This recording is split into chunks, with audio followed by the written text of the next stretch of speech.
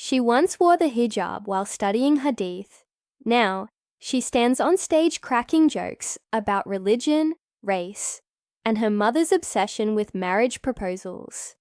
From memorizing Quranic verses to memorizing punchlines, this is the story of a woman who walked away from tradition and into controversy. Some called her a disgrace.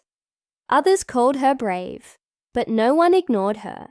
The first time Huda made someone laugh, she was 6 years old. Her cousin had dared her to impersonate their strict Quran teacher. She pulled a scarf over her head, stuck a pencil behind her ear, and shouted, "Sit straight! Even Shaitan runs away from your crooked spine." The room exploded with laughter. She was scolded, of course. Laughter wasn't encouraged like that in her house. Not that kind. Not at that volume. Girls didn't perform. Girls didn't mock teachers. Girls didn't seek attention. But a tiny seed had been planted that day. Born and raised in East London, Huda was the eldest daughter in a Pakistani-British family of 5.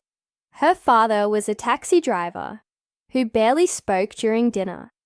Her mother was a homemaker whose idea of love was making sure the rice was always hot and fresh. Her brothers had more freedom than they ever knew what to do with. Huda, on the other hand, was the family's pride and project. Everything about her childhood pointed her in one direction: piety. She was enrolled in a Quran class at the age of 5. By 11, she had memorized 5 juz. She wore hijab before. She hit puberty. Fridays meant mosque lectures, halakas, and Islamic quiz competitions. Her parents didn't just want her to be religious. They wanted her to become someone religious, a female scholar, a da'i, maybe a role model for the community, and Huda.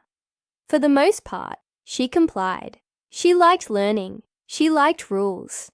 And for a long time, she found peace in the structure of Islam. It felt safe, holy, pure. But there was always something else, something itching, just under the surface.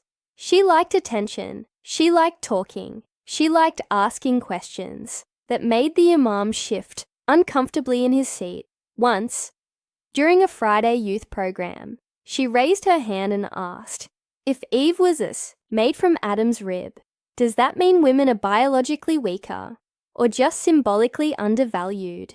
The room went silent. The next week, her question was about